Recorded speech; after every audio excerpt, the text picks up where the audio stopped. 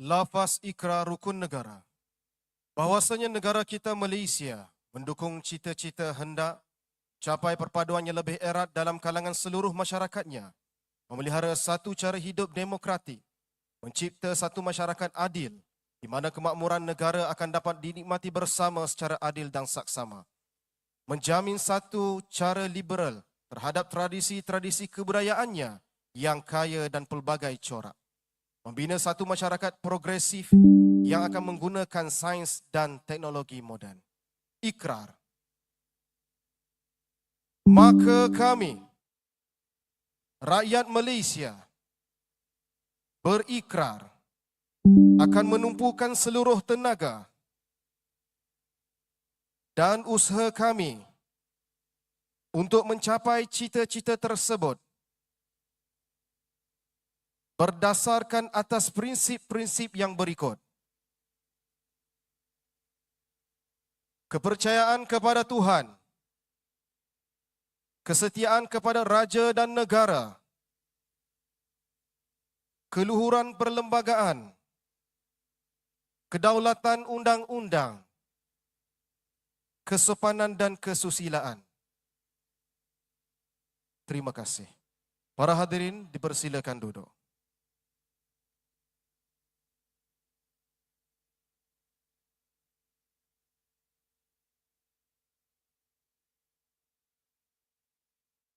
Bismillahirrahmanirrahim. Assalamualaikum warahmatullahi wabarakatuh dan salam Malaysia Madani, salam kita Selangor. Majlis mengalu-alukan kehadiran Yang Amat Berhormat Datuk Seri Amirudin bin Syari, Datuk Menteri Besar Selangor, Yang Berhormat Datuk Salim bin Soim, Penasihat Undang-Undang Negeri Selangor, Yang Amat Dihormati Tan Sri Datuk Seri Mohammad bin Ibrahim, Pro Canselor Unisal, Yang Berhormat Tuan Dr. Muhammad Fahminga, Exco Agama Islam dan Pembudayaan Inovasi, yang berbahagia Profesor Emeritus Dato Dr. Muhammad Redzuan bin Othman, Presiden dan Naib Canselor Unisal, yang berhormat ahli-ahli Dewan Negeri Selangor, yang berusaha ketua-ketua jabatan negeri dan daerah, para pelaksana Sekretariat Dialog Shah Alam, tuan-tuan, puan-puan, serta seluruh hadirin dan hadirat sekalian.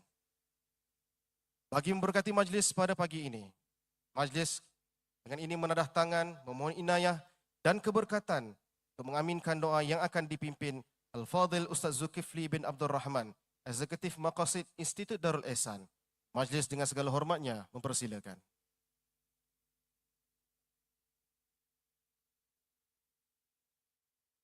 Assalamualaikum warahmatullahi wabarakatuh. Al-Fatihah.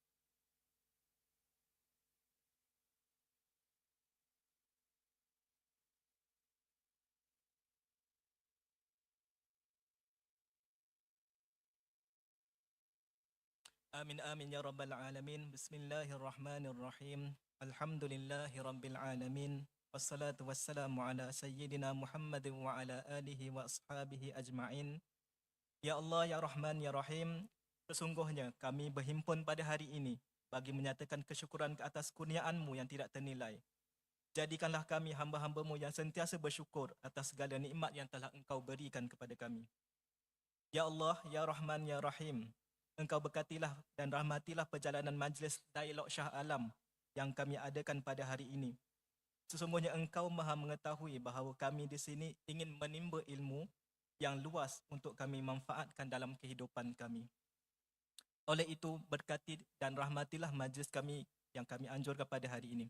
Ya Karim, Ya Wadud, Ya Dzal Jalali wal Ikram, Rabbi shrah lana sudurana wa yassir lana umurana wahlul 'uqdatam min lisanina. Ya Allah, lapangkanlah dada kami, lapangkanlah dada kami untuk menerima ilmu, mudahkanlah segala urusan kami, lancarkanlah lisan-lisan kami, dan bimbingkanlah kami kepada jalan yang Engkau redai. Rabbana atina fid dunya hasanah wa fil akhirati hasanah wa qina adzaban nar. Wa sallallahu ala sayyidina Muhammadin wa ala alihi wa sahbihi wa sallam. Walhamdulillahi rabbil alamin.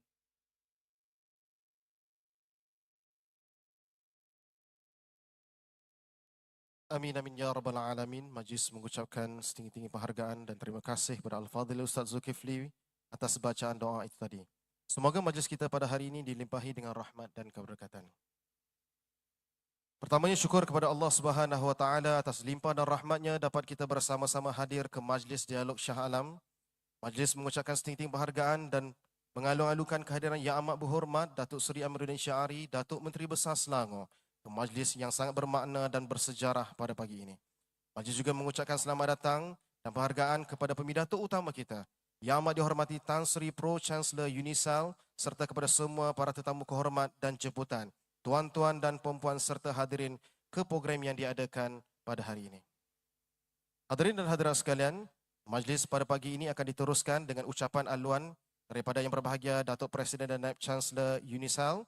Namun sebelum itu, dengan penuh sukacita, majlis ingin merakamkan ucapan tahniah kepada Yang Berbahagia Dato' atas penganugerahan gelaran Profesor Emeritus dalam bidang sejarah dan politik Timur Tengah sempena Istiadat Convocation Universiti Melaya ke-64 yang telah berlangsung baru-baru ini.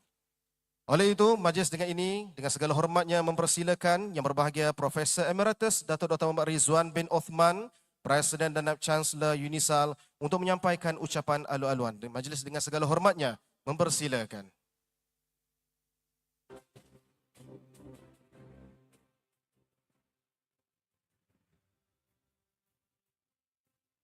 Bismillahirrahmanirrahim. Alhamdulillah rabbil alamin wassalatu wassalamu ala syafi'il anbiya'i wal mursalin wa ala alihi washabihi ajma'in.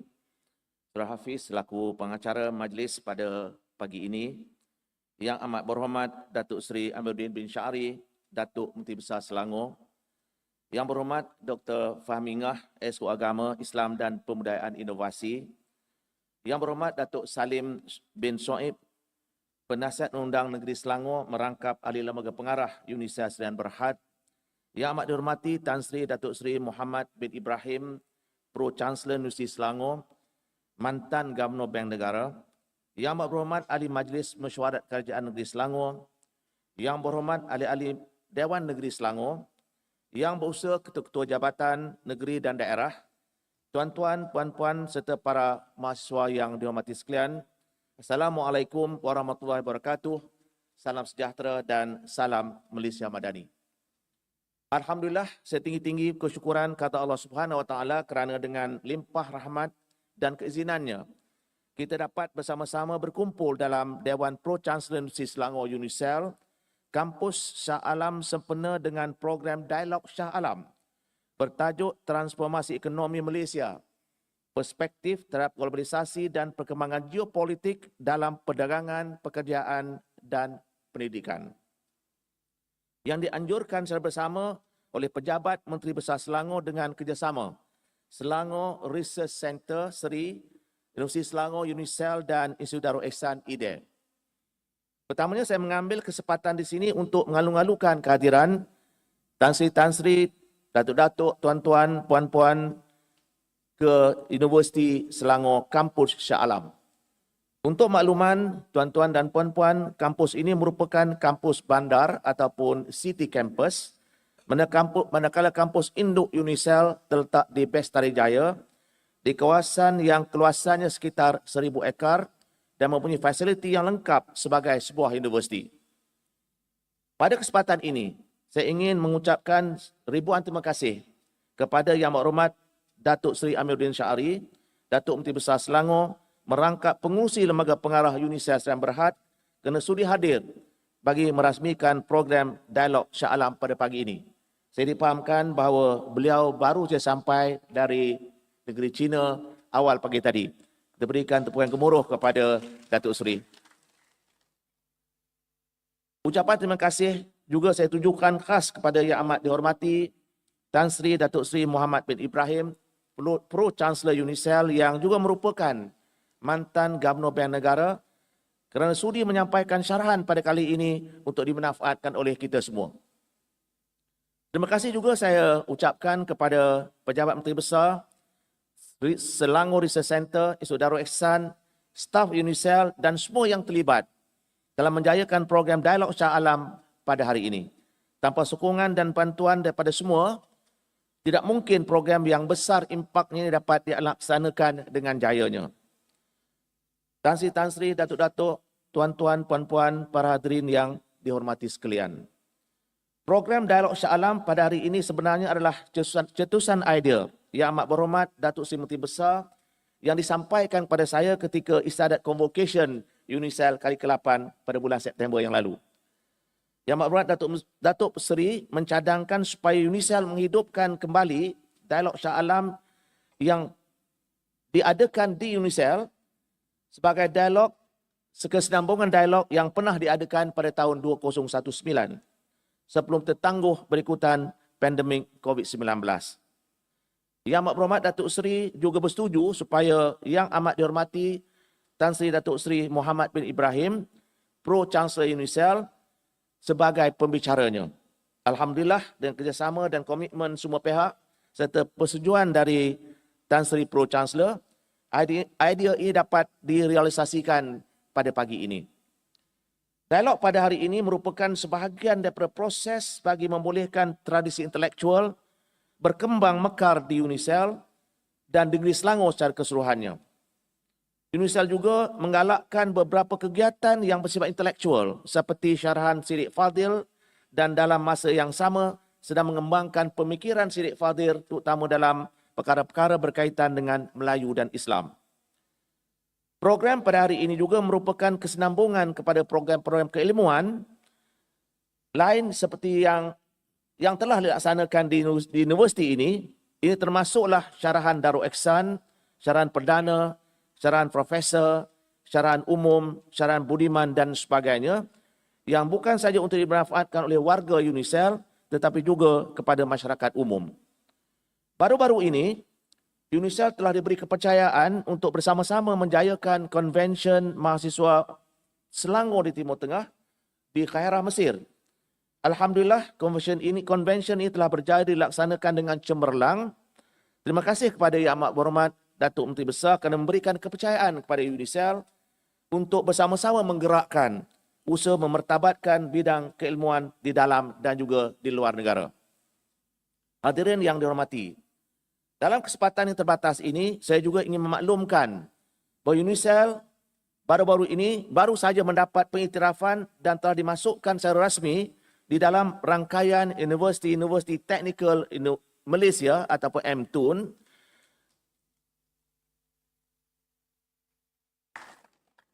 bersama-sama 5 buah universiti lain, iaitu Universiti Teknikal Malaysia Melaka, UTM, Universiti Tun Hussein On, UTHM, Universiti Malaysia Perlis, UNIMAP, Universiti Malaysia Pahang, UMSA, dan Universiti Kuala Lumpur. Majlis Memorandum of Understanding MOU bersama-sama MTUN telah diadakan semalam di Universiti Teknikal Malaysia Melaka yang disaksikan oleh Yang Amat Berhormat Datuk Seri Diraja Datuk Seri Dr. Ahmad Zahid Hamidi, Timbalan Perdana Menteri dan juga merupakan pengurusi jawatankuasa TVET negara, dan Yang Berhormat Datuk Seri Diraja Dr. Zamri Abdul Kadir, Menteri Pendidikan Malaysia. Semoga dengan pengiktirafan ini, Indonesia akan terus bercemerlang dan berdaya saing pada masa-masa akan datang. Tuan-tuan dan puan-puan yang dihormati, akhir kata, saya sekali lagi mengambil kesempatan ini untuk mengucapkan terima kasih dan penghargaan kepada semua yang terlibat dalam menjayakan dialog Shah Alam pada hari ini.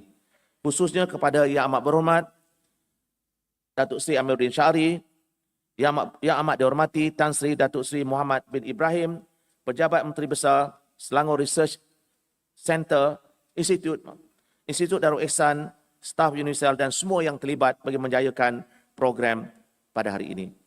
Diharap usaha yang kita semua lakukan ini akan mampu menaikkan lagi imej negeri Selangor, bukan sahaja sebagai sebuah negeri yang berpendapatan tinggi, tetapi juga mempunyai nilai intelektual yang boleh dibanggakan. Sebagai program yang bersifat intelektual, Unisel Datuk Seri sentiasa bersedia memberikan sumbangan dan berperanan bagi membolehkan dialog Shah Alam dianjurkan secara berterusan pada masa-masa akan datang, insya-Allah. Saya akhiri dengan wabillahi taufiq. Assalamualaikum warahmatullahi wabarakatuh.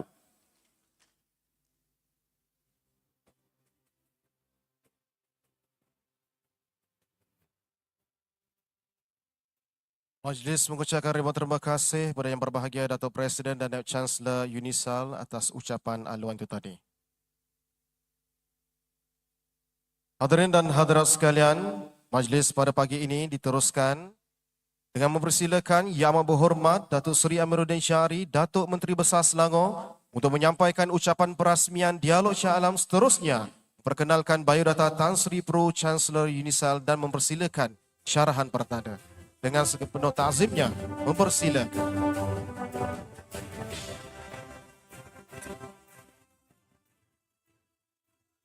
Assalamualaikum warahmatullahi wabarakatuh. Salam sejahtera, selamat tengah hari dan juga salam Malaysia Madani. Terima kasih pengacara majlis yang berhormat Dr. Famingah, Esko Agama Islam dan Pembudayaan Inovasi. Yang berhormat Datuk Salim bin Soeb, Penasihat Undang-Undang Negeri. Yang amat dihormati Tan Sri Datuk Sri Mohammad bin Ibrahim, Pro Chancellor Universiti Selangor, yang juga merupakan pembicara utama malam ini, hari ini, yang juga merupakan mantan Gubernur Bank Negara Malaysia. Yang berhormat ahli-ahli Dewan Negeri dan ahli Parlimen, berusaha ketua-ketua jabatan, dan sudah pasti tidak ketinggalan yang berbahagia Profesor Dato Dr. Emeritus Dato Dr. Redzuan Othman. Tahniah di atas anugerah yang baru diperolehi beliau dalam bidang sejarah dan politik Timur Tengah. Pensyarah-pensyarah universiti, pengkaji-pengkaji awam, badan-badan kajian serta penyelidik, tuan-tuan dan puan-puan yang saya kasih sekalian. Alhamdulillah, saya rakamkan rasa syukur kehadirat ilahi. Hari ini kita dapat melanjutkan program yang telah kita mulakan beberapa tahun yang lepas, iaitu pada tahun 2019. Program yang kita namakan sebagai program Dialog Shah Alam. Dan Dialog Shah Alam ini merupakan salah satu daripada semangat yang kita lontarkan pada tahun-tahun tersebut. Maklumlah, tahun tersebut baru saya laksanakan ataupun saya umumkan beberapa dasar baru. Antara dasar-dasar tersebut ialah dasar-dasar klasterisasi ekonomi yang kemudian berkembang menjadi salah satu daripada rancangan Selangor pertama. Dan antara perkara yang sangat konsisten saya sebutkan di dalam negeri ini, baik dalam ucapan utama, seperti belanjawan, pembentangan rancangan kerja, mahupun dalam ucapan perasmian dan ucapan program-program yang kita aturkan. Negeri Selangor harus membangun dan berkembang dengan asas keilmuan. Dan juga paksinya adalah pendidikan. Ada sebahagian negeri dan kawasan ataupun wilayah di negara kita yang mendirikan negara dan negeri ataupun paksi ekonominya berasaskan kepada pelaburan. Ada yang berasaskan pelaburan FDI. Ada yang membawa berdasarkan sektor pertanian dan juga pengembangan pekerja dan juga pelaburan-pelaburan yang bernilai tinggi.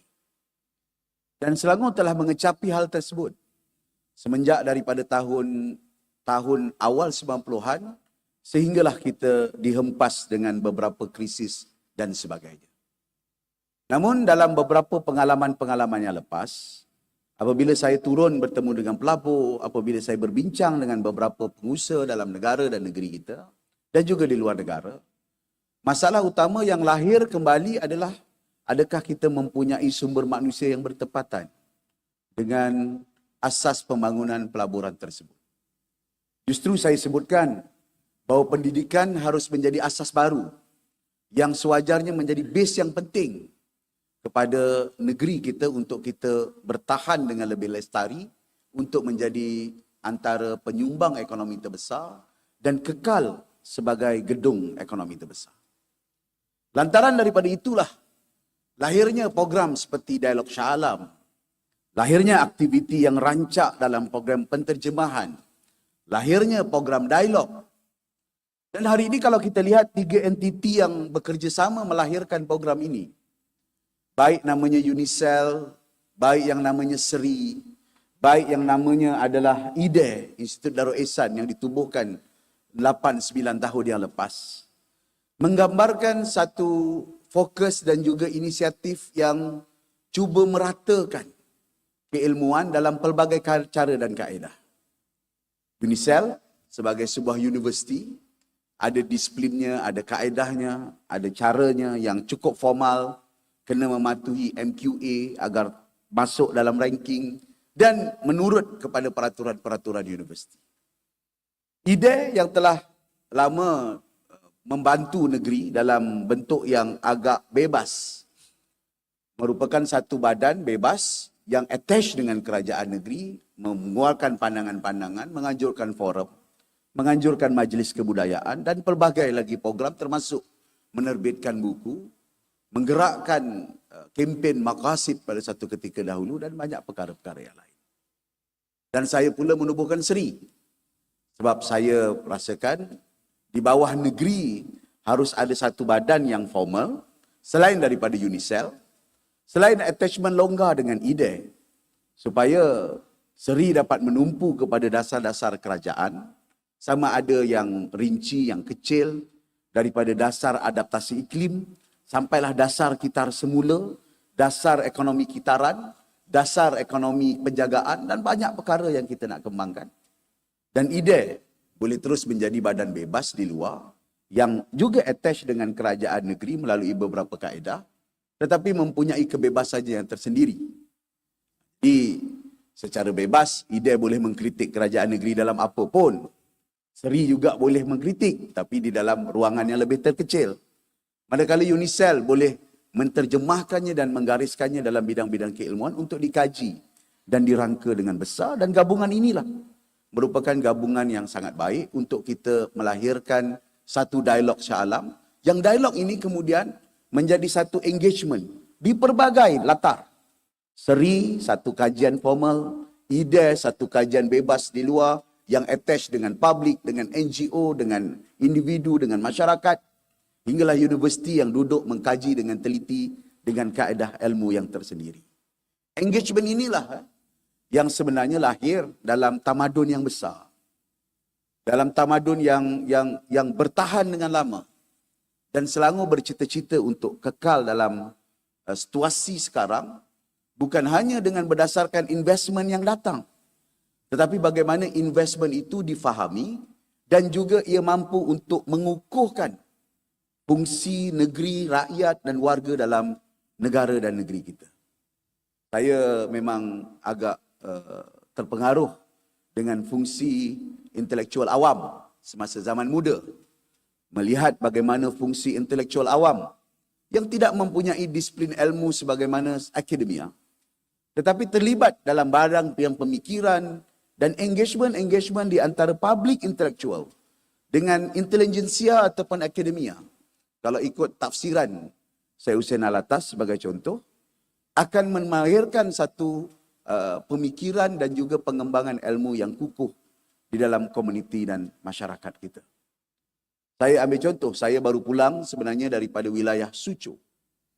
Suzhou adalah satu tempat yang sangat terkenal sebagai perkampungan nelayan sebelum daripada tahun 1994. Suzhou adalah kawasan yang hanya didiami oleh 1,200 orang. Besar wilayahnya adalah 1/3 daripada Singapura. Tapi Suzhou pada hari ini merupakan bandar perindustrian teknologi. Mempunyai institut nanoteknologinya, mempunyai institut AI-nya, mempunyai institut-institut pelbagai, dan ada lebih daripada 38 universiti dalam wilayah tersebut. Dan menariknya, ia dibangunkan bukan dengan hanya bermula pelaburan Singapura dan China sebagai G2G, tapi asasnya dibinakan dengan sebuah institut yang melahirkan pemikir-pemikir, intelektual, pengkaji-pengkaji dalam bidangnya. Saya datang di pusat nanoteknologinya. Apa yang menyokong satu teknologinya bukan dapatan akhir, tetapi mereka mempunyai lebih 100 pengkaji-pengkaji tegar dalam pelbagai bidang, PhD holder yang mengkaji dan melahirkan bahan-bahan ataupun kajian-kajian nanoteknologi yang kemudian disepadankan untuk pembentukan teknologi baru dan dipasarkan dan menjadi pemegang IP yang besar di negara China. Daripada kawasan yang dikenali sebagai pengeluar hairy crab. Hairy crab. Memang enak hairy crab. Saya pun nikmati di sana. Sebelum tu saya dah nikmati di sini. Kekal hairy crab. Tetapi dalam masa yang sama berkembang menjadi pusat teknologi. Dan Suzhou merupakan tempat kelahiran intelektual yang besar. Suzhou. Kalau tengok Sun Tzu Art of War, daripada Suzhou lah. Confucius juga dikatakan lahir daripada wilayah provins yang lebih besar. Ada provins yang lebih besar, saya lupa namanya. Suzhou merupakan satu daerah daripada wilayah tersebut. Dan ia dipilih pada tahun 1994 adalah berdasarkan elemen-elemen tersebut. Dan hari ini, kita berdepan dengan situasi yang lebih rumit. Rumitnya bukan hanya melibatkan institusi pemikiran, pengkajian, sains, teknologi dan matematik yang agak lemah dalam negara kita, tetapi persoalan sekeliling yang merangkum dengan lebih luas. Kita gembira apabila Profesor Dato Dr. Redzuan Othman diangkat menjadi Profesor Emeritus dalam bidangnya. Tak ramai orang yang memahami latar belakang Timur Tengah sebagaimana kepakaran Dr. Redzuan Othman. Saya masih ingat apabila berlaku kebangkitan di Timur Tengah, beliau antara tokoh utama yang dipanggil Awani dan saya ikuti dapatan-dapatan tersebut. Dan saya dah sebut banyak kali juga, Prof kena bangkitkan kepakaran itu untuk dikembangkan kepada masyarakat. Mungkin dialog Shah Alam kedua, ketiga, keempat aja ni, pembicaranya Redzuan Othman pula. Untuk bicara pasal Timur Tengah dan juga perkembangannya. Tapi hari ini, kita nak melihat satu kerangka yang lebih besar. Bagaimana nak memposisikan negara kita dan kedudukan kita. Di saat hiruk pikuk geopolitik, Trump 2.0, awal-awal lagi sudah nak mengenakan tarif 100% kepada barangan China. Kejadian di Timur Tengah yang tidak berkesudahan. Beberapa hari lepas berlaku undang-undang darurat di Korea Selatan. China dan Taiwan masih lagi belum selesai, termasuk dengan rangkaian di kawasan Asia Tenggara yang juga mendapat kesan. India terus bertapak di samping di dalam negara mereka. Berlaku pertembungan clash of civilization di antara Hindu dan Islam walaupun cuba didamaikan dalam pelbagai perkara. Indonesia yang satu ketika dahulu merupakan serf to Malaysia. Dengan izin, maafkan saya kalau agak menghina. Tetapi pada hari ini telah termasuk dan menganjurkan G20 event ataupun pertemuan summit dalam masa beberapa tahun, dan Jokowi telah membawa Indonesia ke tapak yang berbeza. Dan kita memerlukan pandangan yang lebih telus dan pandangan yang lebih jujur. Dan tokoh yang kita bawa pada hari ini bukan calang-calang. Tan Sri, Datuk Seri Mohammad bin Ibrahim yang begitu lama terlibat dalam bidang keuangan, akhirnya diangkat di Central Bank sebagai Governor di saat tahun 2016 dan 2018. Pada waktu itu, saya kira satu negara dan seluruh dunia hari ini matanya terlihat kepada skandal yang paling besar di abad ini, yang saya percaya mempunyai pengalaman yang besar, and peranan Central Bank is very crucial pada ketika itu. Bagaimana transaksinya bukan transaksi di bawah bantal ataupun di bawah meja, tapi di counter bank. Di counter bank. Dan hari ini timbul pelbagai cerita yang tidak ada kesudahan, mungkin boleh dibukukan dan boleh dirakamkan. Dan ini penting untuk posisi kita. Posisi di saat dunia yang berterabur, dunia yang sedang keliru, dunia yang sedang tidak tentu arah. PMX sebut sebagai post normal. Ambil daripada Zainuddin Sadar. Saya boleh terima pandangan-pandangan tersebut, tapi ada pandangan-pandangan yang lain yang boleh kita lihat, tetapi maknanya kita tidak lagi duduk dalam dunia yang ada satu kuasa. Sudah multipolar. Sudah bertembung. Adakah multipolar ini akan encourage perang? Kalau perang, bagaimana posisi kita? Adakah ini akan berterusan? Bagaimana? China pula mengumumkan tidak lagi akan sekat lagi barangan Amerika. Tapi bila datang dengan orang-orang China di bawah, mereka kata jangan percaya, itu hanya kata-kata mereka. Jadi ini satu kefahaman yang bukan hanya boleh difahami kepada orang di Central Bank ataupun mereka dalam institusi keuangan ataupun dalam bidang financing ataupun dalam bidang ekonomi sahaja, tetapi kesedaran, at least kesedaran asas perlu sampai kepada rakyat. Dan saya percaya dialog seperti inilah yang akan membawa kita untuk menterjemah kepada masyarakat dan rakyat supaya lebih faham dan mengerti tindak tanduk kerajaan. Contohnya kerajaan menyusun balik subsidi, contoh. Bukan mudah. Di saat hari ini dunia yang bergelora, yang paling mudah untuk mencapai dan menggapai sesuatu kenikmat, sesuatu benda itu adalah dengan populis action. Dengan tindakan-tindakan populis sebagai contoh. Tindakan populis, Selangor buat tak? Selangor buat. Tetapi adakah kita buat dengan sewedang-wedangnya tanpa ada kawalan? Kita buat dengan kawalan. Opposition, dia tak ada benda lain, dia hanya repeat benda populis. Rasmi kalau mereka jadi kerajaan pun, mereka akan buat juga benda-benda as a kebertanggungjawaban sebagai yang dipanggil sebagai fiscal responsibility ataupun tindakan fiskal dan sebagainya. Justru pada hari ini saya percaya tokoh yang kita panggil hari ini mendapat pendidikan dalam pelbagai latar. Sama ada daripada sudut keuangan daripada Universiti Islam, belajar tentang pentadbiran awam daripada Harvard University, dan juga merupakan accountant bertauliah daripada Institut Accountant Malaysia, fellow Chartered Banker Institut Bank Berkanun Asia, yang mana bidang keuangan, financial dan juga keuangan ini merupakan antara perkara yang ditekuni beliau. Dan melihat susun keuangan ini, Central Bank bukan hanya berfungsi sebagai pemegang buku kira-kira ataupun bookkeeper kepada negara, tetapi juga kena memahami senario keseluruhan.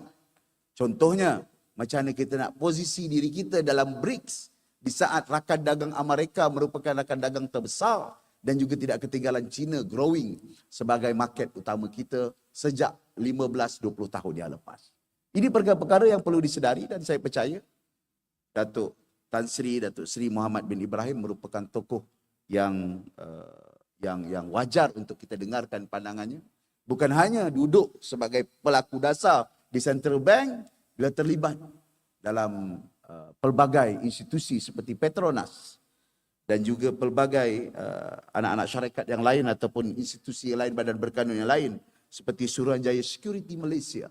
Dan ini semua terlibat hingga kepada pelaksanaan program dasar, penciptaan dasar sampailah kepada melihat secara asas kepada permukaan kita pada hari ini. Tanpa membuang masa, saya persilakan Tan Sri, Datuk Seri Mohammad bin Ibrahim, Pro-Chancellor Unisel untuk menyampaikan syarahan. Terima kasih.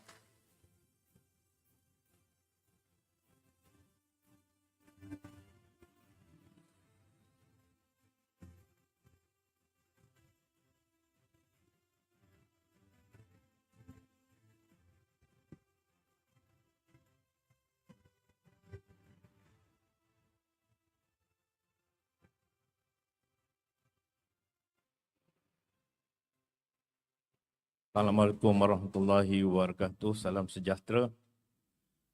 Datuk Menteri Besar dah cover 90% dari syarahan saya.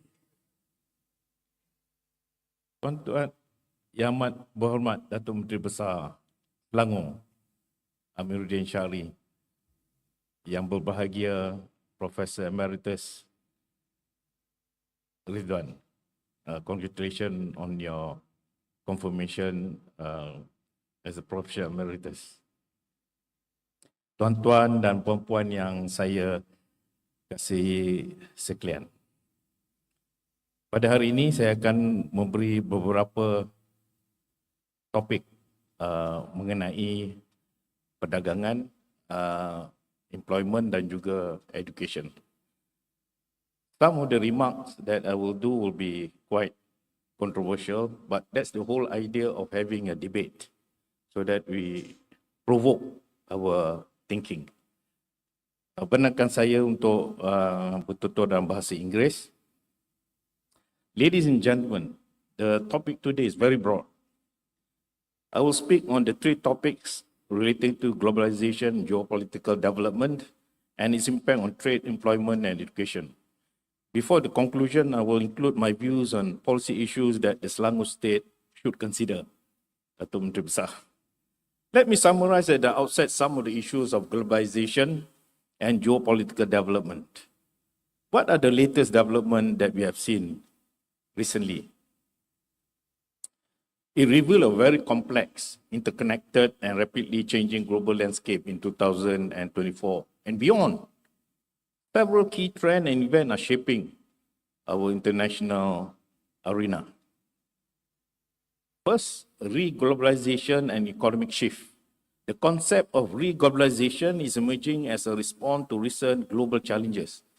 These involve integrating previously excluded economies and regions into the global supply chain, offering a pathway for more equitable growth around the globe. Countries like Mexico, Vietnam, Cambodia, and others are benefiting from this expanding global value chain participation. For instance, the share of chain trade in global trade rose from 44% in 2020 to 49% in 2022, indicating a trend towards diversification and resilience. However, this process is not without challenges. Economic fragmentation along geopolitical lines will reduce long-term global GDP by around 5%. The world economy remains deeply interconnected, but economic ties are being reconfigured along geopolitical and regional lines. There's a trend towards de-risking global supply chain, with government promoting greater domestic production of critical products. Some of this de-risking is also driven by political sentiment. Geopolitical tension will continue to shape the global economic and financial landscape. The ongoing conflict in Ukraine, Gaza, Sudan, and Yemen represent the most active conflict since World War II. Russia's global presence has increased significantly, primarily due to military action in Ukraine. The Middle East conflict has constricted a key checkpoint for global trade. This development will impact trade patterns way into the future. If you look at the technological competition, the race for technological supremacy, particularly in artificial intelligence, is becoming a central dynamic in international relations. Governments are simultaneously trying to regulate AI to reduce societal risks while fostering domestic AI innovation to compete geopolitically. The geopolitics of AI is accelerating the shift towards distinct geopolitical blocks. The AI revolution will impact every aspect of our everyday lives, it will also change nation competitiveness. On climate change and environmental concern, is increasingly recognized as a near-term risk rather than just a medium-term hazard. In 2023 was the hottest year on record, with a series of drought, flood, wildfires, making the impact of climate change more visible. Climate-related events are affecting global trade, as evidenced by the reduced ship traffic through the Panama Canal due to drought. Let's look at the global economic outlook. The global economic landscape is characterized by weak economic growth forecasts, with the World Bank predicting a global growth to slow down to 3.2% in 2024 and going into 2025 as well. China economic slowdown, which is expected to impact many advanced and developing countries that depend on trade with China, surging financial stress and trade fragmentation as major risks to global economy. The IMF also forecasts regional and sectoral shift. We are indeed in the crossroad of change throughout the globe. 2024 is also marked by a global election supercycle. Over 4 billion people went to the polls in more than 70 countries, including major actors like the US, the EU, India, and Indonesia. This election could significantly impact international relationships, economic policies, and the global business environment. As the Dato Menteri Besar says that Trump 2.0 will bring in radical ideas on trade and economy. But at the same time, there's a shift in global power dynamics. An ongoing global power dynamics that is changing before our very eyes. The global presence of countries in the global south has grown, while that of the global north has stagnated or declined. However, the gap still remains between this grouping, comparable to that of mid-1990s. These developments highlight a world in transition, grappling with the challenges of maintaining global interconnectedness while addressing national security concerns, technological advancement, and environmental imperative. The outcome of the 2024 and the resolution of ongoing conflict will likely play a crucial role in shaping the future trajectory of globalization and geopolitical relations. Let me touch a bit on one issue that is unfolding right in front of our eyes, the emerging trend of de-dollarization. What are the key drivers of de-dollarization? One is geopolitical tension.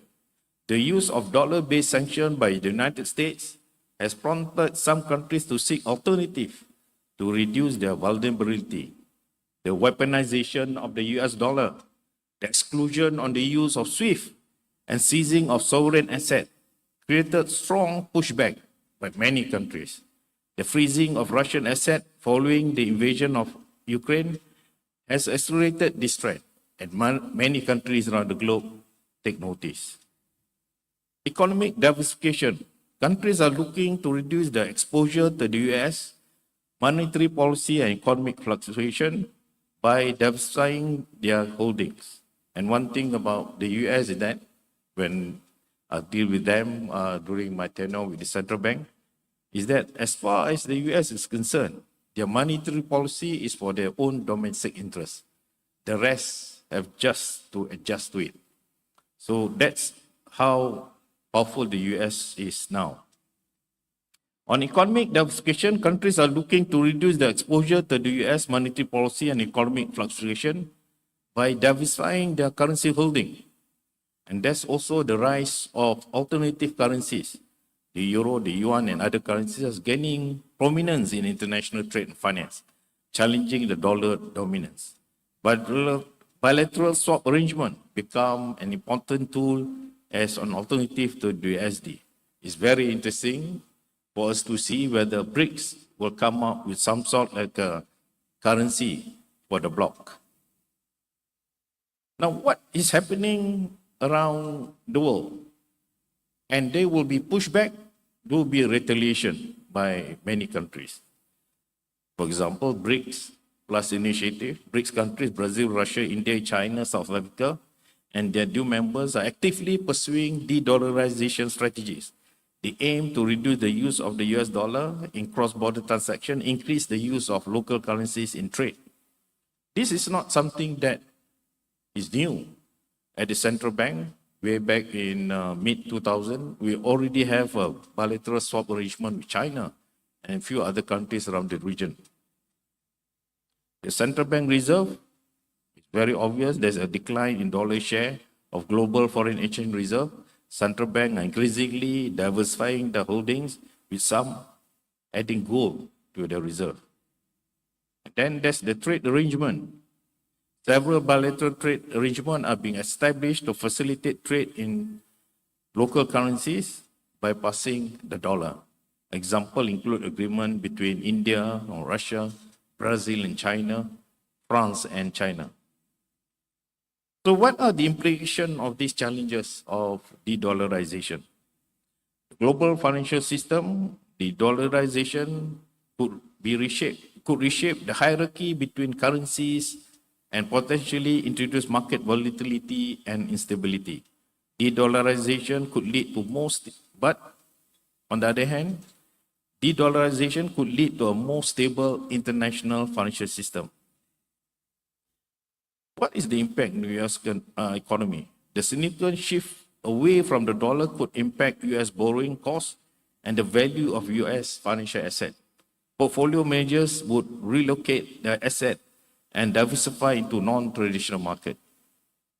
And then, what will be the impact on the emerging market? While de-dollarization offers potential benefit like reduced vulnerability to US monetary policy, it also presents challenges such as increased exchange rate volatility. This will require innovative instruments to hedge against uncertainty. I mentioned about the backlash against globalization, but there's also another concept called globalization recreated. If you look at the recent phenomena in some developed economies, it has shown pushback against globalization because globalization doesn't work for them anymore like it used to be. There has been a notable shift in sentiment and policy towards a more cautious approach to global economic integration. In a few countries, political sentiment has turned nationalistic in approach. This trend, often referred to as globalization backlash, is driven by interplay of economic, political, and social factors. Let's look at the economic factors. One is the job displacement and wage stagnation. One of the primary concerns in developed markets is the perceived negative impact of globalization on domestic employment and wages. This sentiment is often played out in the political arena. The rapid growth of imports from countries like China has led to job losses in certain sectors, particularly in manufacturing. This has contributed to economic insecurity and wage stagnation for some workers in the developed world. And then there's the income inequality. Globalization has been associated with rising income inequality in many developed nations. While the overall economic benefit of trade are widely acknowledged, those distribution has been uneven, with some segment of the population feeling left behind. From political and security concern, national security, there is a growing concern about the strategic implication of economic interdependence, particularly with regard to critical industries and technologies. This has led to increased scrutiny of foreign investment and trade relationship, especially with countries perceived as strategic rivals. That is the background of why there's a few sanctions against China on semiconductors.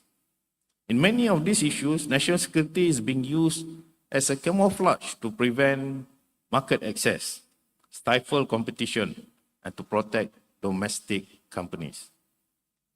On sovereignty and policy autonomy, some developed countries are pushing back against the constraint that international institution and agreement place on national sovereignty. This has manifested in movements like Brexit, and criticism of organizations like the EU, WTO, IMF, and the World Bank.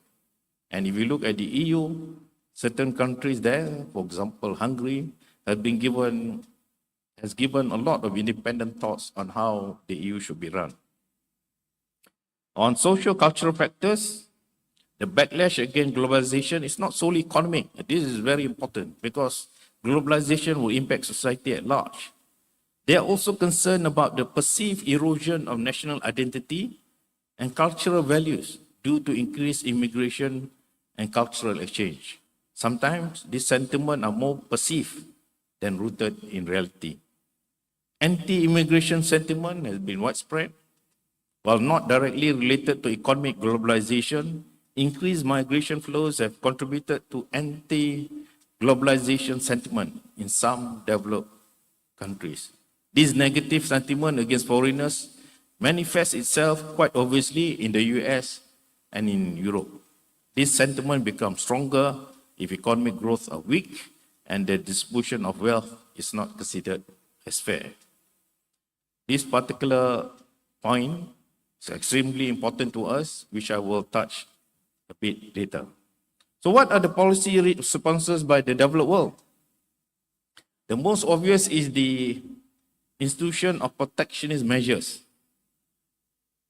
Some developed countries have implemented more protectionist policies, including increased trade barriers, scrutiny of foreign investment, imposition of trade, or imposition of tariff. On industrial policy, there is a renewed focus on industrial policies by the developed world. Effort to strengthen domestic supply chain rather than relying on other countries, partly in response to vulnerabilities exposed during the COVID-19 pandemic, and partly to reduce dependence on the particular market.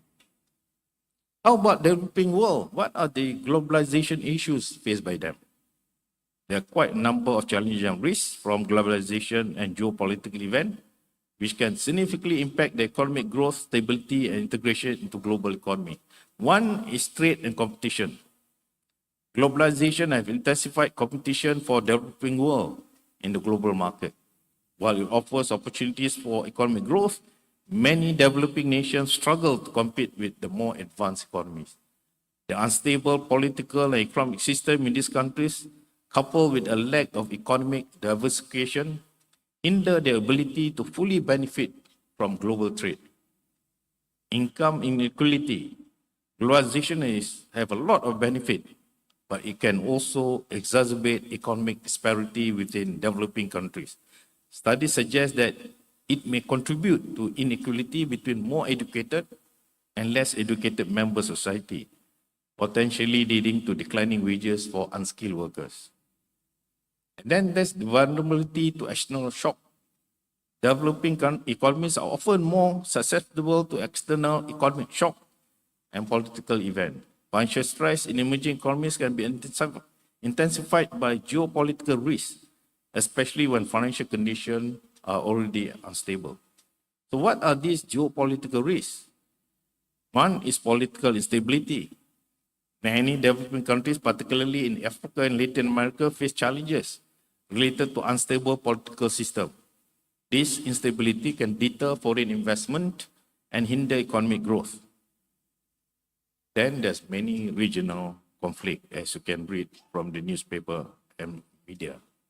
Geopolitical events such as regional conflicts can have severe impact on developing economies. For instance, the ongoing conflict in Ukraine and the Middle East have led to disruption in globalized supply chain and increased inflationary pressure. As the developing countries become more integrated into the global digital economy, they face increased risks from state-sponsored cyber attack targeting vital infrastructure. And this threat is also common to all developed and developing world. So what are the social and environmental challenges arising from this globalization and geopolitical event? One is labor condition. While globalization has created job opportunities in developing countries, it has also raised concern about labor condition. For example, The garment industry in Bangladesh employ millions of people, but often under poor working condition and low wages. Brain drain into developed economy. I think this is touched on by the YABhg Mohammad Menteri Besar Selangor. Globalization can lead to a brain drain effect, where skilled workers from developing countries migrate to more developed nations in search of better opportunities, potentially hampering local economic growth. As a better performing economies offer better wages and opportunities, the developing world are deprived of the much needed talent to develop their countries. Environmental concern, rapid industrialization and economic growth in developing countries can lead to environmental degradation. Extractive policies by the developed world cause numerous damage to the environment, not commensurate by the benefit accrued by the developing economies. Climate change in particular poses significant risk to this nation, potentially causing water scarcity, agriculture disruption, and social unrest. What are the financial and economic risks that we face arising of this globalization and geopolitical development? One is currency volatility. Developing economies are often more vulnerable to currency fluctuation and financial market instability caused by geopolitical events. For example, in 1998, the financial crisis has shown how contagious a crisis can spread if there is no circuit breaker within the system. Debt challenges. Many developing countries face challenges relating to sovereign debt, which can be exacerbated by global economic shock and geopolitical tension. And then many developing world, and Malaysia used to be one of them, rely heavily on commodity export, making them vulnerable to price fluctuation in the global market, which can influence by geopolitical events. Those economies with large domestic sectors, and Malaysia is increasingly making its domestic sector larger, will be isolated if the external factor comes into being. So, what is the impact on Malaysian trade, employment, and education? It's significant, with various factors contributing to country trade dynamics. Let's look at the trade performance and growth. Our performance has been robust with significant growth in recent years. For instance, from January to September 2024, Malaysia trade rose by 10.2% year on year, reaching 2.1 trillion ringgit. This growth mainly driven by export of palm oil-based agriculture products and electrical and electronic products. In July 2024 alone, Malaysia exported 131 billion worth of goods, marking a 12.3% increase from the previous year. Regional trade agreement, Malaysia has benefited largely from free trade agreements such as Regional Comprehensive Economic Partnership, the Comprehensive and Progressive Trans-Pacific Partnership. These agreements have helped reduce tariff and liberalize investment rules, enhancing Malaysia's prospects. The RCEP, for example, is seen as stabilizing force amid global geopolitical tension, providing Malaysia with varied trading opportunities and reducing reliance on a single source. The increasing importance of BRICS and Malaysia's inclusion as a partner country is another opportunity for the country to expand its trade. But there's one particular area that we have to look for as we begin our trade diversification. I think we have done this for many years, and particularly driven by cheaper imports from China. We should worry about over-reliance on specific market and the potential impact of trade wars, sanction, tariff, and geopolitical tension, and impact on displacement of people who do not benefit from globalization. There's also a need to diversify the economy and move up the value chain to remain competitive. I will touch a bit on this when I look at the employment opportunities. One particular contemporary issue that is going on now is the trade tension between the United States and China. Malaysia could benefit from it if we can basically position ourselves as an attractive alternative for companies looking to diversify the supply chain. This could increase foreign investment in Malaysia, with major companies like IT companies like Intel investing significantly in the countries. Malaysia's strategic location and political stability make it favorable destination for multinational corporations seeking to reduce their reliance on China or the US. The process of globalization, again, I emphasize, is not without risk. It will expose the economy to a lot of vulnerabilities, in particular external shock, structural economic challenges, and some of the regulatory pressures. For example, economic slowdown in Malaysian economy could happen because we are totally dependent on open trade. If you look at our import and export, it's about 140% of GDP. That shows how open our economy is. So because of that, we are open to international economic fluctuation. For example, geopolitical tension and weak global demand have led to economic slowdown before, if you can recall, affecting sectors like electronics and energy. And there's always this geopolitical risk. Let me emphasize again, the tension between US and China is very significant. If it goes out of control, a lot of countries will be impacted by it. Even though Malaysia has benefited from trade diversion due to the US-China trade war, this tension also poses risk to us. The imposition of tariff can lead to decline in trade volume as countries shift toward self-sufficiency. This uncertainty can disrupt supply chain and impact Malaysia's export market. So the challenge for Malaysia is how to maintain the neutrality between US and China when involved these risks. For example, increased tariff on China's goods have led to shift in trade pattern with potential implication for Malaysia if it's perceived as favoring one side over the other. A few days ago, President-elect Trump have indicated that those who partner with BRICS, he will not hesitate to impose a 100% tariff. I hope it's rhetoric. It's not something that he will implement once he becomes the president. Now, let's look at our economic structure, the challenges to it. One, and this is very real, I hope you really understand this particular issue at hand, is our dependence on low-skilled labor. Malaysia's reliance on low-skilled foreign labor has been a double-edged sword. While it supports manufacturing growth, it also limits productivity improvement and wage growth. The country faces challenges in moving up the value chain due to competition from neighboring countries like Indonesia and Vietnam. We are no more competitive when it comes to wage anymore. Globalization has created new jobs in the sectors like technology, finance, and tourism.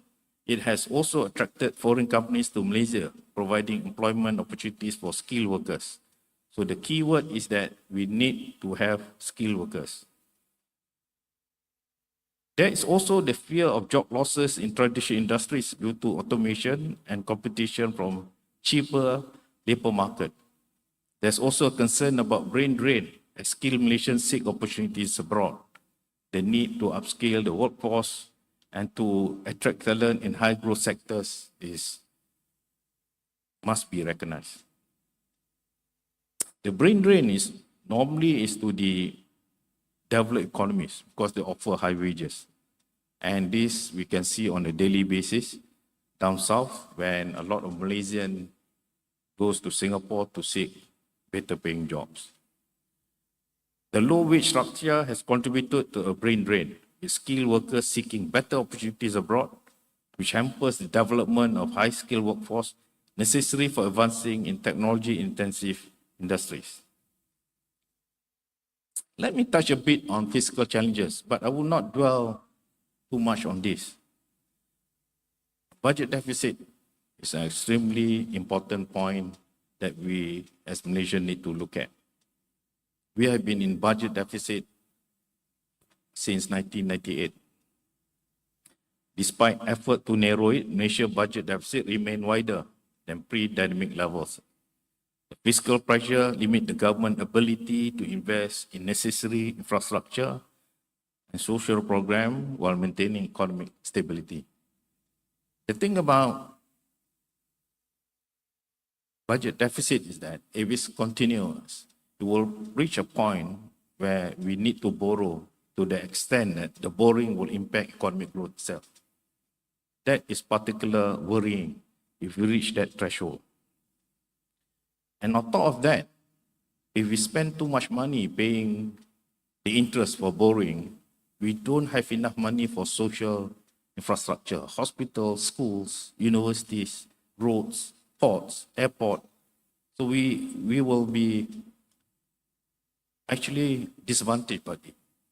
So the better the fiscal policy is being managed, the more space that we have, fiscal space we have if there's any crisis that may occur in future. I really like to discuss in greater detail on this issue, but the subject is so broad. Suffice to say is that Malaysia needs a value-added tax, or what I call a fair and equitable tax, or FET. Tax system that expand the tax base, that ensure that tax burden is spread across entire population, where everyone contribute to the tax system based on their consumption. It will also contribute significantly in the increase of government revenues. If we couple value-added tax with Fiscal Responsibility Act, it will instill discipline and responsibility into government spending. As you know, the act of government in spending and the act of individual spending is almost the same thing.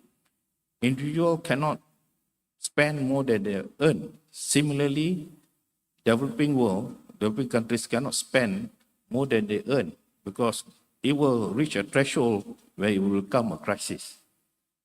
Let me touch a bit on BRICS and its strategic importance.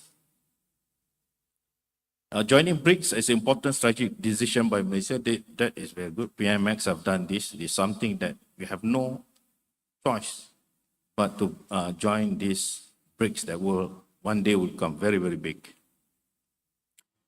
Let me quickly run down the benefit of joining BRICS. One is access to larger market. Second, we will reduce reliance on traditional partners. Third, we will increase investment in BRIC members. BRIC members, some of them are very rich. If we have become a member, they might invest in Malaysia. And as a part of a larger trading bloc, we will have a stronger negotiating power when we negotiate trade deals and when we want to influence global economic governance. South-South cooperation, BRICS, as you know, emphasize a lot of benefit that can come out if South-South cooperation can be united in the way they maneuver the international policies. This could open up opportunities for Malaysia to collaborate with other developing nations, especially on technology transfer, infrastructure projects, and knowledge sharing. But of course, the challenges of BRIC membership is always there. One is competition. We will, of course, compete with members of BRIC. Second, trade diversification costs. Shifting towards BRIC may require adjustment, that's for sure, because we need to invest in a new market. Political consideration is something that is not easy to do, to balance our relationship between BRICS and Western economies.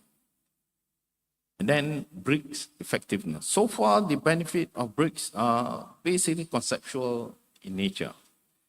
The effectiveness of BRICS and economic bloc is yet to be proven, given the varying levels of economic development among members. It will definitely create a lot of internal disagreement, potentially limiting impact on widening of trade. BRICS, as you know, account for 40% of the world population and contribute significantly to global GDP growth. I think more than 75% of growth, world economic growth, come from BRICS nation and its partner countries.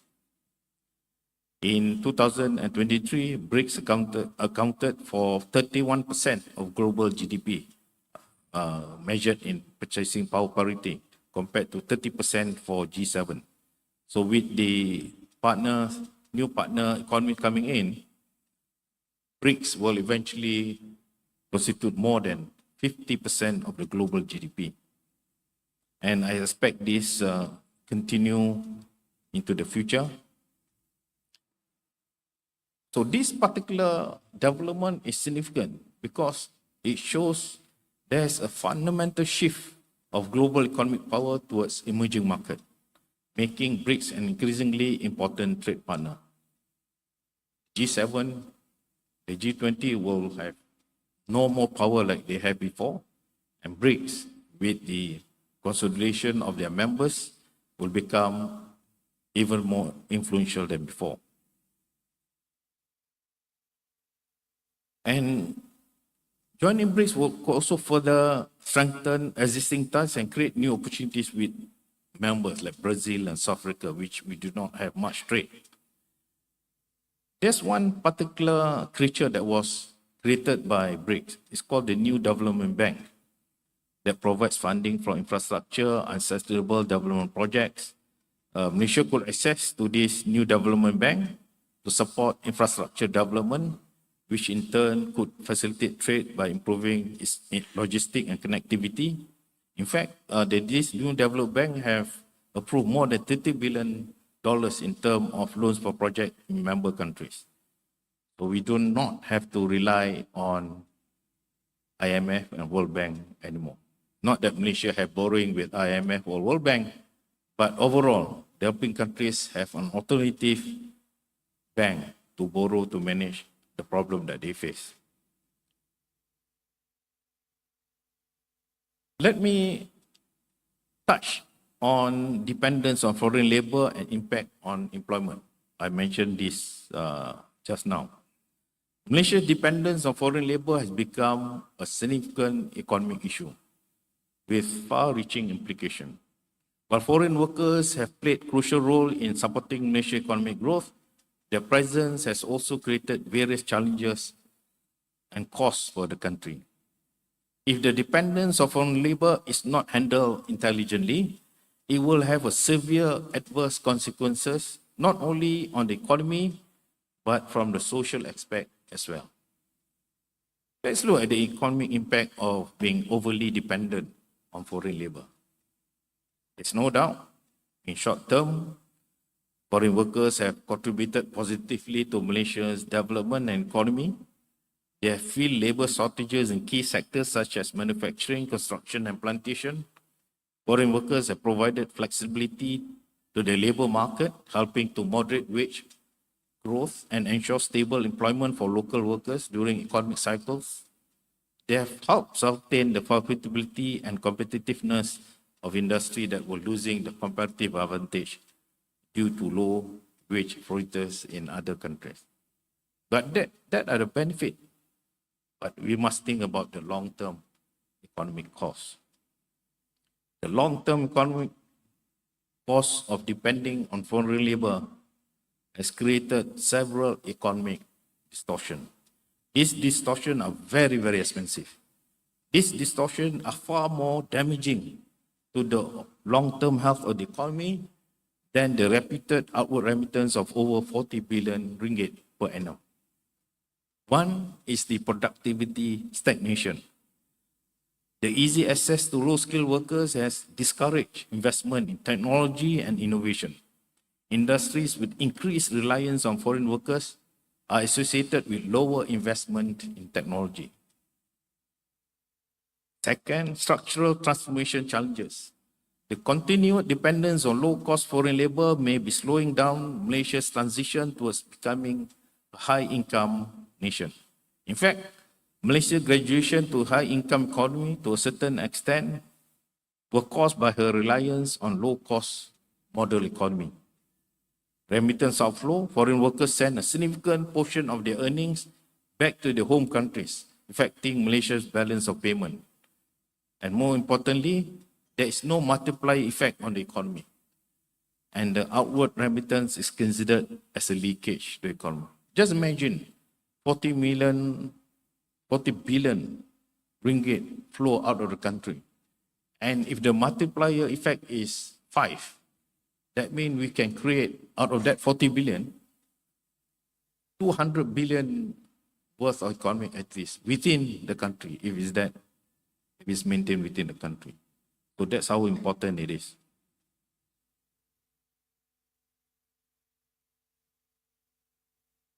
And then and the reason why a lot of people say that they don't have enough money, and given the higher, the increasing cost of living, is because of suppressed wages. While the overall impact on wages is debated, there is evidence that at least educated Malaysians face wage suppression due to competition from foreign workers. The B40 group bear the brunt of consequences. With rising cost of living and almost stagnant wages, this phenomenon ought to be a concern to policymakers. In fact, while I was at the central bank, we did a case study on the payment, on the wages and salaries of banking institution. And what we discovered actually take us back a bit. It seems that the bankers in Jakarta, of course in Singapore and Hong Kong, even in Jakarta and Bangkok, they are earning more than Malaysian bankers. So to a certain level, our wages have been suppressed. This is not good, because if the wages are suppressed, then we cannot become a high-wage nation. Then there's the stagnancy in creation of good-paying jobs. As businesses continue to depend on low-cost model as a tool for competitiveness, and as access to foreign workers is easy, they will remain rooted in low-value-added industries. The dependence on low-wage foreign workers is very addictive, very difficult to pry against, and will prevent the creation of good-paying jobs. If no drastic action is taken, we should expect a sizable number of unemployed graduates as we move forward, because there is no high-paying jobs. And the jobs that we created, the economy created, are mainly for foreign workers with no experience, with no skill. It's a real structural changes that we need to make a difference. And if we look at the sectoral dependency, the reliance on foreign workers varies across sectors. Manufacturing, over 750,000 foreign workers. Construction, 650,000 foreign workers. Services, more than 400,000. Plantation, more than 270,000. But if you look at some of the developed world, for example, Japan, South Korea, Australia, if you look at their construction industry, the dependence on foreign workers is almost nil. So why South Korea, Japan, and Australia can have a vibrant construction sector without those skilled workers from other nations, but Malaysia cannot do that? Why Malaysia is dependent on foreign workers to man our plantation, our construction industry, our manufacturing industry? Something is quite wrong. Something is quite wrong somewhere in our policy making formulation. And then social and policy implication of having dependence on foreign workers led to many social and policy challenges, increased social problems, including higher crime rates and the spread of disease like malaria and cholera, because some of these foreign workers doesn't come from an economy that have high public health system. There's also the issue of stress on social infrastructure, such as hospital, healthcare, and education. But despite numerous announcements by officials aimed at reducing foreign labor dependence, the number of foreign workers keep on continuing. reaching over 2.3 million in 2024. I think it's much more than 2.3 million. This estimate might be higher if we include those without valid documentation or those who had overstayed. But the question that we need to ask is that why the policy inertia? Why there's no follow-up? Why there's no implementation and enforcement? Then there's the skill mismatch. As Malaysia invests in education training for its citizens, there's a growing mismatch between skills of new labour market entrants and the low-skill jobs occupied by the foreign workers. So this issue might not impact you as a whole right now, this generation, but it will impact our children. And the future of our children will be in jeopardy. And we might say that a lot of domestic helpers and a lot of foreign workers come to Malaysia. So don't be surprised. In the future, a lot of our daughters and sons will go to those economies and become a source of cheap labor for them. And this problem is real. It might not look very real now, but if you don't make the necessary changes, 30 years from now, that situation will occur. So what are the future outlook for employment in Malaysia? The problem and challenges that I pointed out earlier on dependence of foreign labour are severe. It poses a present and future risk to Malaysia. The country requires a blueprint on foreign labour desperately. Not today, it should be yesterday. Not only to manage the economic challenges, but prevent the potential social-related issues, including riots and social upheaval that we had witnessed in America and Western Europe. A clearly designed system on gradual reduction of foreign labour dependence should also assist businesses to navigate the transitional phase effectively. The blueprint should cover at least the following areas: accelerate economic transformation, invest in technology, target foreign labour policies, and of course, the skill development for our own people.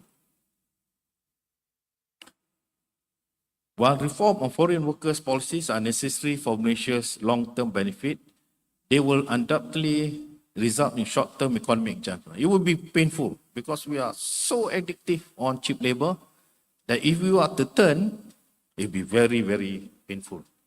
But the painful adjustment is necessary for the good of our children. The case for Malaysia to reduce dependence on foreign labour is very strong.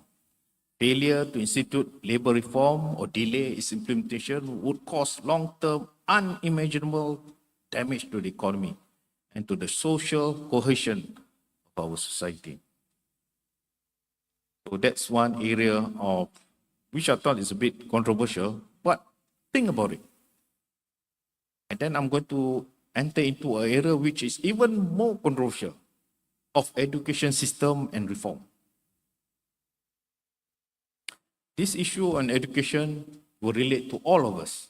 A very touchy subject, no doubt.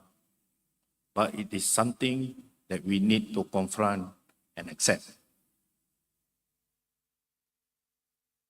There are positive impact and challenges when it comes to the impact of globalization. Because we have seen it had led to greater access to international education and exchange program. Malaysian universities are increasingly collaborating with foreign institutions. There is a growing emphasis on English language skills and the global perspective and the formulation of our curriculum. However, there are concerns about the affordability of quality education, particularly for marginalized communities, for the B40. The need to ensure equitable access to education and address the digital divide is crucial. There's also a need to adapt to the education system to meet the demand of a rapidly changing global economy.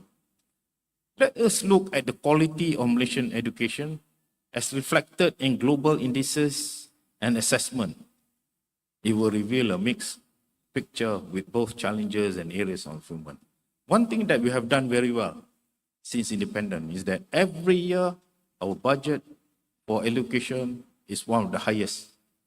And that is not true for many countries, but Malaysia has made the right choice. But there are some challenges that we need to look at. And what best to look at whether what you are doing is effective, whether the result is good. First, we look at the PISA ranking. Malaysia's performance in the Program for International Student Assessment, or better known as PISA, has been a cause for concern. In the latest PISA ranking, Malaysia was placed 51 out of 81 countries, indicating a decline in educational standards compared to previous years. These are external indices. The country's scores in mathematics, science, and reading has fallen, placing it behind even, if you are behind South Korea, Japan, or Singapore, something to be expected because they've been very aggressive in really looking at their education system. But we are even behind Vietnam. If you look at the World University ranking, some Malaysia's universities have performed well, no doubt, in global university ranking. For instance, some of the universities have been in the top 200 in the Times Higher Education World Ranking, which is a good news for us. But it's not widespread. It's in patches. But this ranking of some of the good universities that we have basically reflect the individual universities. It doesn't reflect the entire quality of our education system.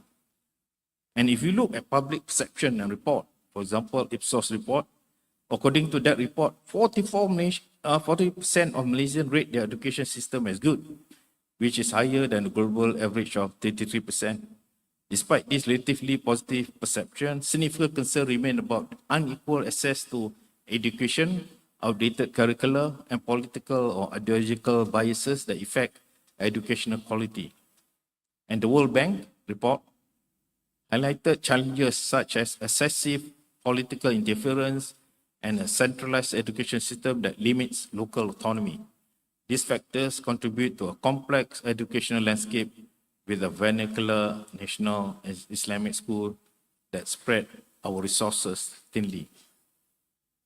So what are the challenges and what are the things that we need to improve? One is curriculum and language policy. The shift from English to Malay as the medium of instruction has affected English proficiency level among students. There's an ongoing debate about implementing bilingual education system that includes multiple languages to better prepare students for a globalized world. I mentioned just now, our economy is over 140% of our GDP, our import and export. We are such an open economy that we are basically dependent on outside world to improve our livelihood. But if our command of the languages become weak, we cannot trade with other people. We cannot continuing to argue whether it's Malay or English. It has to be Malay, English plus Mandarin or Arabic. China will become the biggest economy in the world in 2035. Even now, they almost surpass US in terms of purchasing power parity. And yet, we are still arguing about whether it should be English. We should be arguing about a third language. Should it be Mandarin or should it be Arabic or French or Spanish? We need to make this transition. We should not be overly sensitive about language. It used to be Latin, the knowledge of knowledge. And then English took over, and then Arabic took over as a source of knowledge. Then the Western world developed. English became the lingua franca for knowledge, language of knowledge. Now, as we move forward, the lingua franca for knowledge will be likely Mandarin. And as it is, China have surpassed the European countries in terms of coming up with new researchers. The Chinese have more research output than many other countries. It's all in Mandarin. Just imagine if our people, our children know how to speak Mandarin as good as we speak English.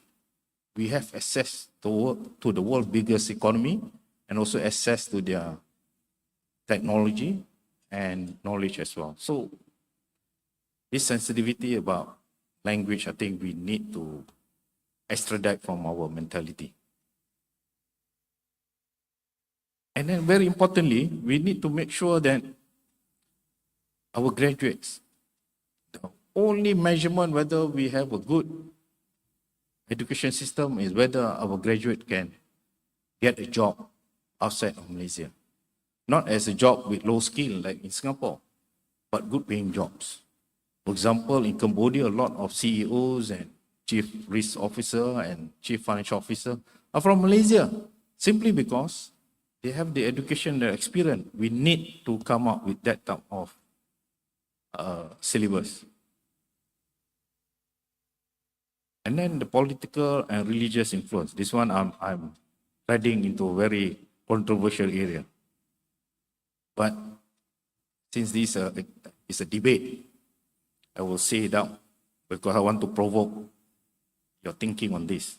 The rise of religious influence in school has led to increased focus on Islamic studies at the expense of other subjects. You may agree, you may not disagree. But because it's a Shah Alam economic debate, I will say that. And the reason why I raise this is because there's a concern about the ability of the education system to produce well-rounded individuals capable of competing globally. Remember, our trade, more than 140% of our GDP. We are basically dependent on the outside world to improve our livelihood. Of course, there's the learning gap post-pandemic, which I thought it can be resolved quite easily. Overall, there is no doubt that individual successes within Malaysia, higher education sector and strong performance in the global ranking, the broader education system faces significant challenges. These include declining international assessment scores, political interference and inadequate language policies. Addressing these issues is crucial for us, crucial for our children to improve their educational outcome and maintain competitiveness on the global scale. On the global scale, we used to be, I think, the top 10 most competitive. Now we are about 30, I think. So we have lost our competitiveness. So what do we need to do about the education system in Malaysia? What we need is a revolution. It's not transformation, it's not a piecemeal changes. We need a revolution in our education system. Several key structural reforms should be instituted and should be done and should not be done in piecemeal basis. One, decentralized decision-making in education. The current centralized education system in Malaysia has been identified as a major obstacle to progress. The existing education system and structure has failed the general public, proven by the external indices, as evident by many international rankings, many indexes relating to education. Decentralized the education, centralized education system breeds complacency, hinder innovation, hinder competition, and promote mediocrity across the system. Let the states, the parent, teachers manage the education system. They should know what need to be taught. They should know what is good for the children. Implementing a decentralized system will allow for more autonomy for local schools and teachers to make decisions based on specific student needs. It enables faster and more dynamic responses to educational challenges. Also empower principals and parents to manage school in their respective areas. This is quite revolutionary in aspect. What I'm saying is that change the education system that have served us well before, but I don't think will serve us well as we move forward. Curriculum reform requires significant changes, reduce the compactness and difficulty of the curriculum to prevent students subject in promoting the knowledge of global events, especially in the area of technology, economics, and finance. Teaching history that enable understanding, critical thinking, and to foster a more inclusive understanding of our country. Strengthen STEM education to address the declining interest in pure sciences and subjects related to Industry 4.0 and the digital economy. Introduce into education curriculum the skills of critical thinking and acquisition of knowledge. We need to support our teachers. We need to give them continuous education and support we need to allocate more budget to our teachers. And then again, language policy. Addressing the language issue is vital for improving educational outcome. Depoliticize on the use of language in education. The world has changed, and we need to change with it. Enshrine the triple language program +1 in the education curriculum. Teach our kids to speak multiple languages at an early stage. If you travel, if you look at some of the smaller Western economy like Luxembourg, Switzerland, Belgium, they speak 4 or 5 languages. Never an issue with their domestic language. So they don't have any qualm learning new languages. We must ensure our students, our children, to be proficient in multiple languages. Malay, English, like I mentioned just now, Mandarin and Arabic. But I thought for Malaysia, we must be conversant in Malay, in English, in Mandarin, and in Arabic. Given the fundamental changes taking place around the globe, where China will become the world's largest economy and the sources of cutting-edge technological and advancement research, actually it's no choice for us. And Malaysia cannot ill afford to miss this trend. Let me go to the final topic, Selangor specific suggestion. I have 3 suggestions for the state of Selangor. And I think some of them have been mentioned by Dato Menteri Besar. One is the creation of a Selangor Statistical Bureau, the establishment of Selangor Economic Advisory Council, and the Selangor State Sovereign Fund. Let me go through into detail of each idea. Selangor Statistical Bureau. There are several compelling reasons why Selangor, as Malaysia's most economically significant state, would benefit immensely from a dedicated statistical bureau. One, we need a granular data for targeted policies. We need to know what are the problems. Selangor have a unique economic structure, very diverse and dynamic economy, with strength in manufacturing, services, agriculture and tourism. A dedicated bureau can collect granular data specific to Selangor economic landscape, enabling more targeted and effective policies. But of course, we will have, with data, we can basically face many unique challenges unique to the state. For example, urbanization,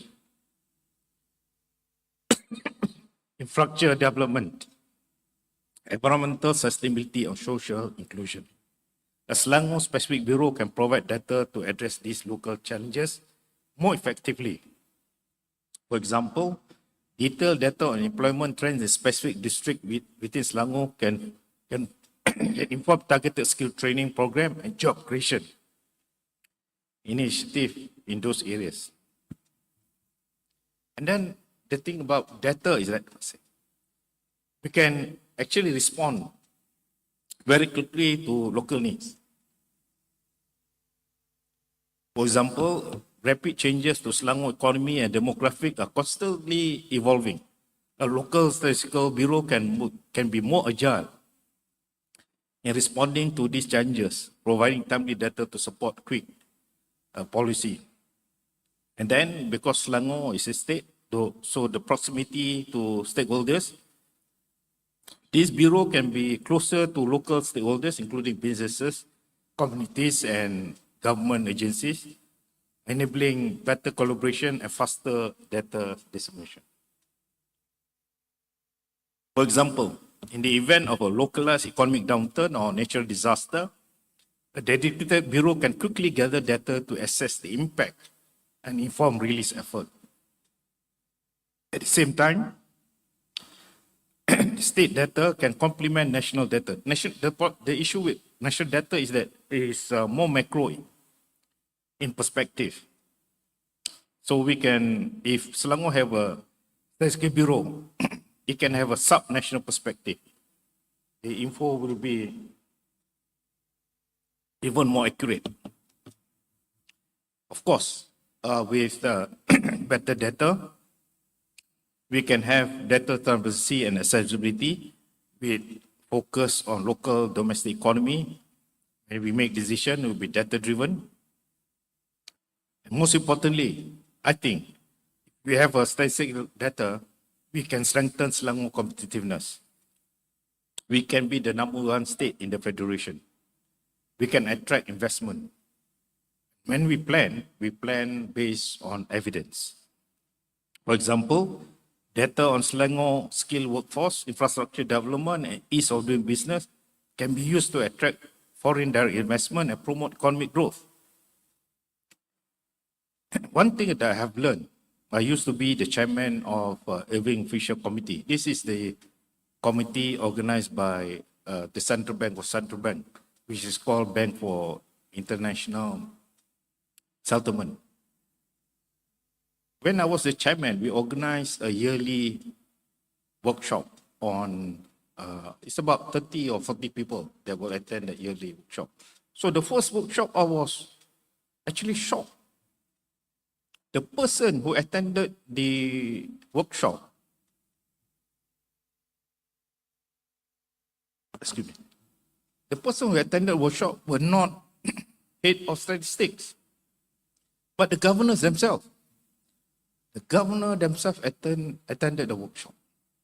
Then it dawned upon me why the developed economy are developed. Because when they make decision, when they make policy, they base it on data. Statistics is one source of data for them to think, for them to plan, for them to monitor whether their policies are effective or not. This is an eye-opener for me.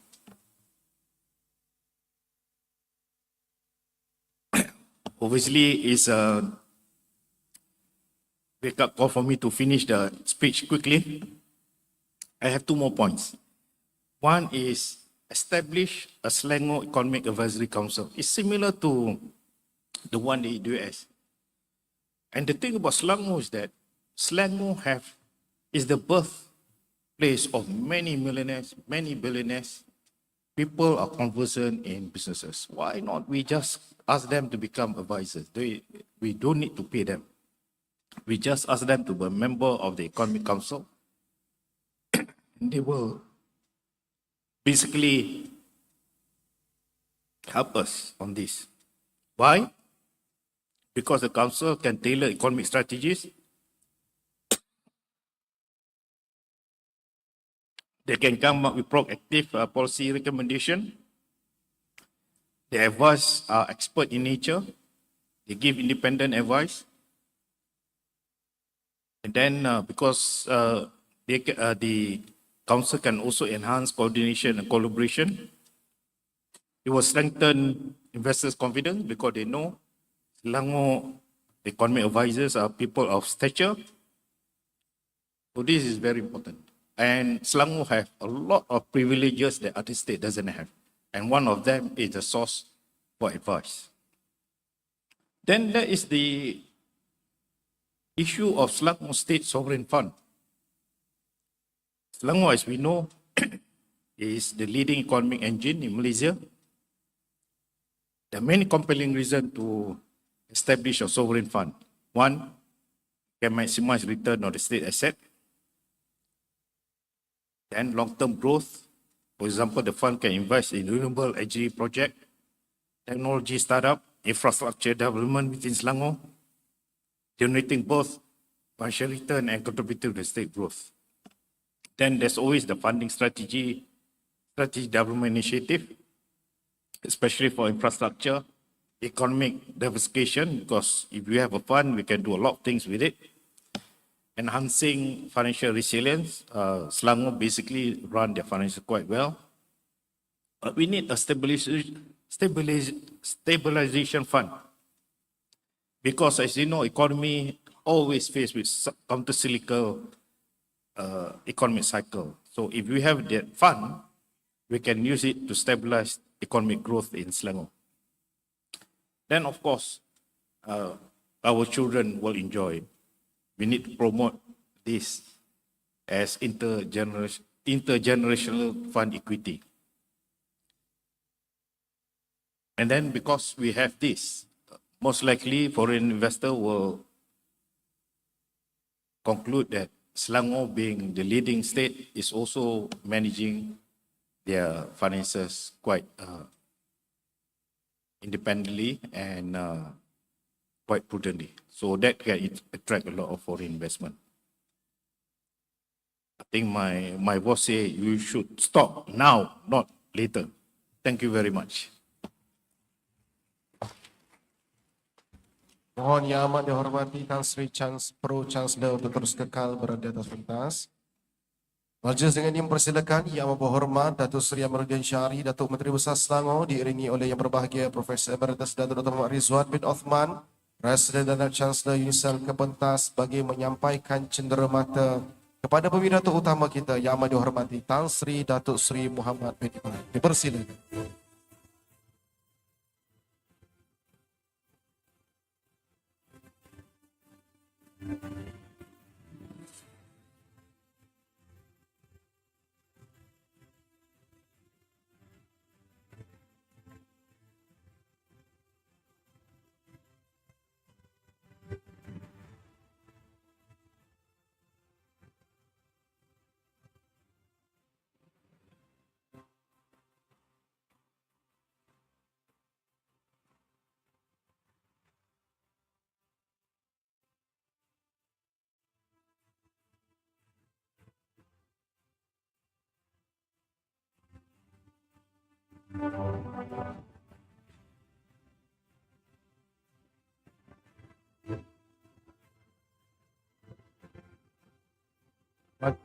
Majlis mempersilakan Berbahagia Profesor Emeritus Dato Mohammad Redzuan bin Othman untuk menyampaikan cenderamata pula kepada Yang Amat Berhormat Datuk Seri Amirudin bin Syari. Persilakan.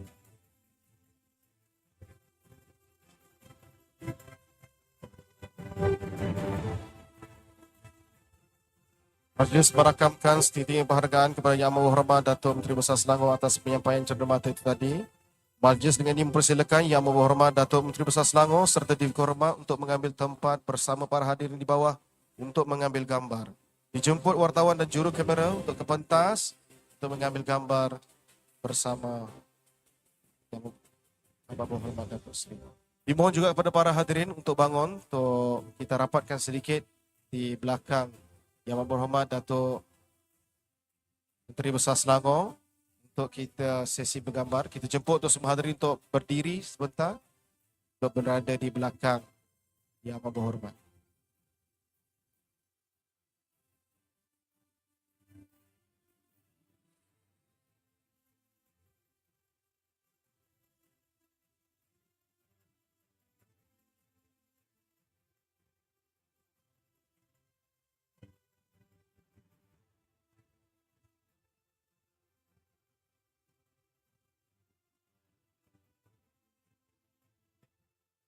Hadirin hadirat sekalian, sempurnalah sudah dialog Shah Alam Transformasi Ekonomi Malaysia, Perspektif terhadap Globalisasi dan Perkembangan Geopolitik dalam Perdagangan, Pekerjaan dan Pendidikan.